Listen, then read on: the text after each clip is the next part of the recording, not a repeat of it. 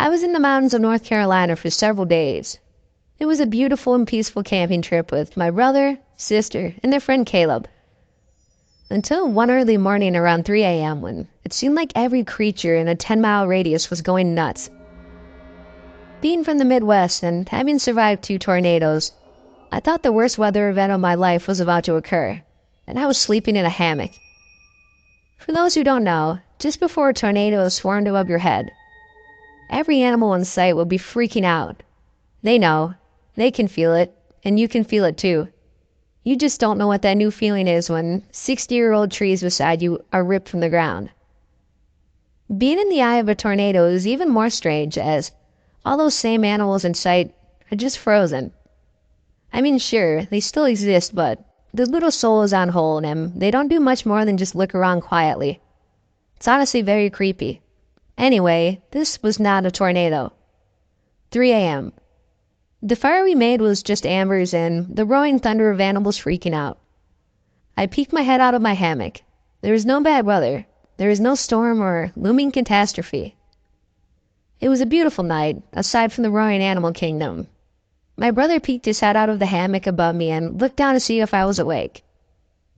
When he saw my eyes as wide as saucers, he whispered, "What is happening?" The terrifying noise continued for about 30 seconds, and then it just suddenly stopped. It seemed to be a sweeping effect where the outside of the radius stopped first and the creatures closer to us stopped last. But it was only a single second or two difference. It was pretty synchronized. My brother and I were pretty freaked out at this point. After 5 minutes of silence, we got out of the hammocks and started the fire up again. This time we made sure it was big enough to light up 100 feet out. The last thing we need is a Bigfoot or some weird stuff going down. My brother went up to the ridge to check on my sister and Caleb, about 60 feet uphill from our hammocks. Caleb always wanted to be in the highest possible, safe spot so he could watch the sunrise from his hammock. As soon as my brother got to their hammocks, he yelled a shrieking kind of yell to me. The kind I've only heard from him twice before. When his friend got his bike handlebar lodged in his stomach about an inch deep as a kid, and when he split his own head open. I ran up to the ridge with an axe in my right hand, the first aid bag in my left hand, and a flashlight in my teeth, expecting the worst. When I arrived to Caleb's bottom bunk, he was in a state of shock. His eyes were wide open, and he was shivering and shaking. He was staring down at the valley. Wouldn't you know, my sister didn't even wake up. Figures. She had her headphones in all night, listening to her music. Apparently she hates the sound of animals and prefers to be in a controlled mental state where nothing can make her paranoid. We woke her up and she had no idea what was going on. She just stayed in her hammock like, "What do you want me to do?" We eventually got Caleb down to the fire and wrapped him in some blankets. I gave him a shot of whiskey to sip on, but he mostly just held it and stared into the fire. The whole night was just too weird to sleep. But Caleb finally laid down next to the fire and fell asleep around 5 a.m. The sun came up and my siblings and I decided to leave the fire to go see the sunrise from the ridge. We all sat in Caleb's hammock, still bewildered. The sun was perfect and Caleb picked out the best spot you can imagine, as usual. But then my brother spotted something strange. "What's that?"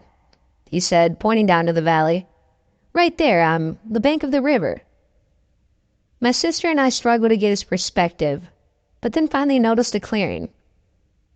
We decided to go check it out, but one of us had to stay with Caleb. My sister volunteered, as she hates creepy things. She didn't want us to go down, but we insisted. I left her my axe and emergency GPS signal thing. I told her just to scream if she needed us and not to hesitate to use the pepper spray. She just said, "Stop freaking me out and just go. I'll be here when you get back." So my brother and I hiked down to the river. It took around 20 minutes, but when we arrived, we felt very uncomfortable. There are no animals around whatsoever. No birds, no squirrels, nothing. The clearing on the riverbank was about 100 yards upstream, and we took to the higher side of the bank to keep our distance. I don't think either of us actually expected anything to go down, but we wanted to remain cautious. When we were about 50 yards away, at a slight elevation of the clearing, We pulled out our phones to take pictures, but our phones were dead. Mine is known to die, but I have an external battery pack that attaches to my OtterBox, and I know that was fully charged. My brother's phone is always reliable and usually attached to his portable solar panel charger that he keeps on the outside of his pack. But his phone was dead too. Both of us tried to hold our power buttons, not believing they were actually dead. But when we realized they were definitely not going to turn on, we both got a paranoid look on our face. We decided to leave, but not before carefully studying the clearing for a few seconds. It was about 100 feet across and the shape of a triangle.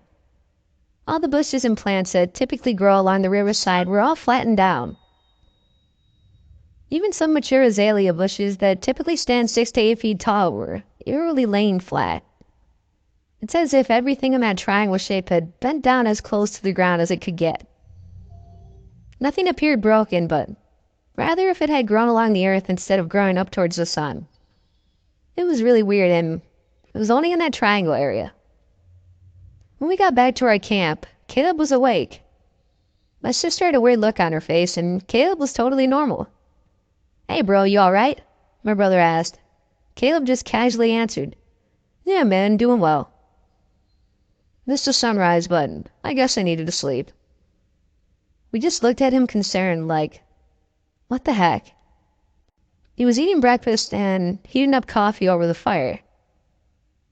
We sat down across from him and asked, "So, do you remember what happened last night?"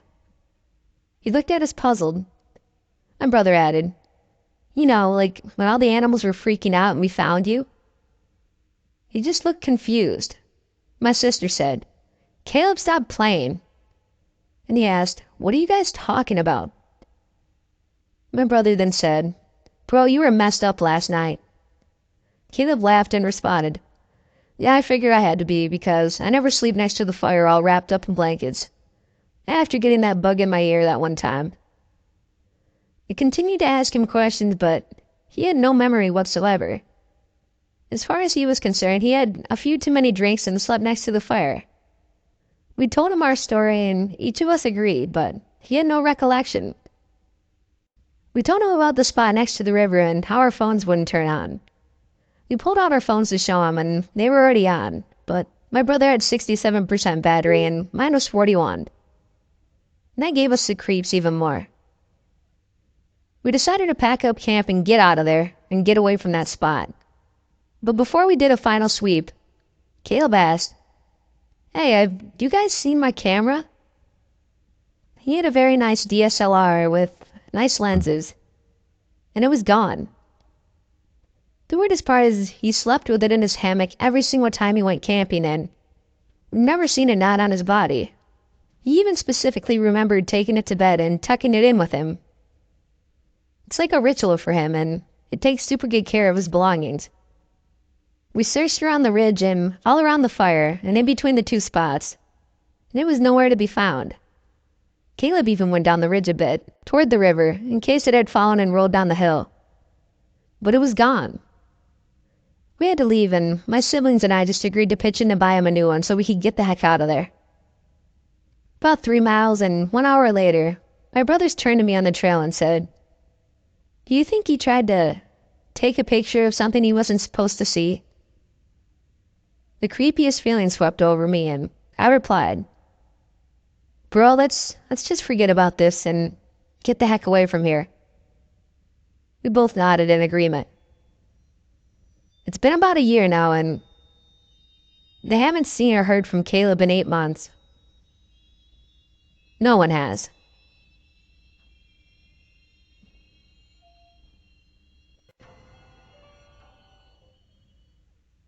So I'm a 26-year-old man. I've been planning a camping trip with my wife and dad for a whole year. I wanted everything to be perfect, as you don't get away from town and dive deep into the woods as much as I'd like. This takes place in a very tree-dense Davy Crockett National Forest in East Texas. Earlier that day, my dad decided to go a little early and pick out a good spot for us to camp. To give a layout of where we camped, there were 2 dirt roads on either side of us and an overlook to the north of us. We camped in the middle, between the 2 dirt roads. My wife and I arrived and met our dad down there around 11 a.m. We set up camp and proceeded to enjoy the day until around dinner time, when we started to cook our meal for the evening. Right as we got done with dinner, we saw this truck circling around our campsite. He went around us several times and finally pulled right up into our camp and got out of his truck. He then proceeded to tell us that this was his family's campsite and how the firewood that was laying around us was his. Now in this particular forest, campsites are first come first serve, and my dad had been there since 9 a.m. He then asked if he could camp right next to us, and of course being friendly, we said yes. We didn't know that when he said next to us, he meant directly on top of us. He backed his camper in so close to our tents and vehicles that he blocked my truck in. We weren't sure why he was doing this because there were so many other campsites available. But we just shrugged it off and tried to have a good time anyways. Not too long after that, we noticed a white Dodge dually circling around us. We had an off feeling about this truck because it went around several times, but we dismissed it because the area we were at was popular due to the overlook. After a long night of drinking and goofing off, we decided just to go to bed and call it a night. I was in a dead sleep when, out of the woods, I wake up to a blood-curdling scream. I jolt up and ask my wife, "What the heck was that?" About 30 seconds later, we hear another scream off in the distance. At this point, I grabbed my gun and unzipped the tent so we could go see. My dad had left the lantern burning so we could see a little ways into our campsite. At that moment, we see the white Dodge dually tearing down the road behind us. They continued down the road until they were out of sight. We heard them stop and get out of the truck, slamming the door and screaming. Then they proceeded to get back in the truck and drive very slowly down the other road that was in front of our campsite.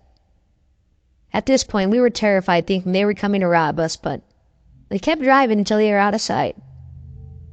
Then we heard them shooting. After the gunshots ended, they sped off again. At this point, we thought that maybe they were just drunk and acting stupid, so we didn't call the cops, and we didn't have signal anyways. We just tried to go back to sleep. The next day, we had to make a beer run for my dad, and when we made it out of our camping area and hit the main highway, there were police everywhere. They had stopped two young boys, and we assumed these were the ones who were being the troublemakers from the night before, and continued on into town.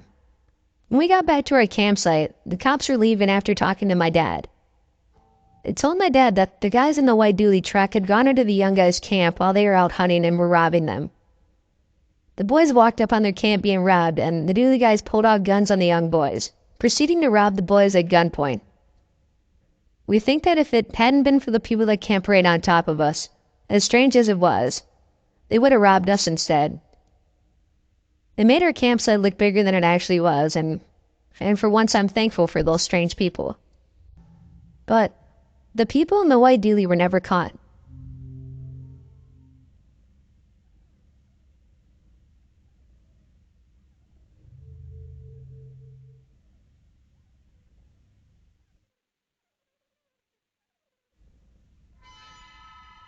When I was 12 years old, I went to a week-long scout camp with my troop.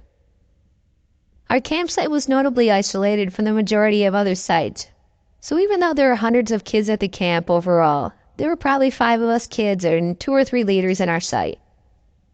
I shared a tent with 2 other kids. Being the anti-scout that I was, I brought a full-size cot to sleep on, while the other kids slept on the ground. I'm a horrible sleeper in any conditions other than my own bed, so I've always taken sleeping pills when I go camping. I sometimes have strange reactions to them, where I don't sleep well and I get dreams confused with reality. On our final night at camp, it was storming with lightning everywhere. We were in a creeped out mood, telling scary stories before trying to go to sleep. I couldn't wait to go home the next morning. I took my pills and I somehow managed to fall asleep. I woke up a few hours into the night. I opened my eyes, and in the darkness I could barely make out the figure of a crouched-over man. I'd woken up because he gently grabbed my leg, and he didn't look like any of the leaders from what I could tell. Confused, groggy, and horrified, I said, "What?" The figure remained silent. After a week on these sleeping pills, I knew how they could make me confused. I closed my eyes, hoping that it was just the pills combining with the night of scary stories. I felt the gentle grip on my leg again, and the figure was still standing there. "What?" I said again, this time a little more panicked. Suddenly, still without a word, the man leaned down onto the ground next to me, where I couldn't see him because I was elevated. I couldn't hear anything strange happening, but I was filled with so much horror that I couldn't even bring myself to peek over the edge of my cot. I was still unbelievably tired and confused, and in my frightened stupor, I convinced myself that the sleeping pills were causing me to blend my nightmares with reality. I drifted in and out of a horrified semi-sleep for the rest of the night, wondering what had happened. I never recalled hearing anything notable or seeing the man leave the tent, so once the sun began to dimly light the tent, I mustered up the courage to look over the edge of the cot. The kid next to me was fast asleep and he appeared to be unharmed. If this was all there was to this story, I would dismiss it as a weird reaction to my sleeping pills. But then, the next morning over breakfast, the kid who had been next to me asked me and our tent mate if somebody had come into our tent overnight. The other tent mate said he assumed that one of us was just getting up to pee and then had gone back to sleep after. When we all confirmed that none of us had gotten up in the night, we started freaking out, begging our leaders and the other scouts to admit that one of them had played a joke on us, or that they had a history of sleepwalking. Nobody ever had any idea what we were talking about. I don't know what someone's motives would have been just to come into our tent to gently touch my leg and be silent. Unless I have some serious mental blocks, there was no kind of violation that I can recall. Just a very strange, quiet intruder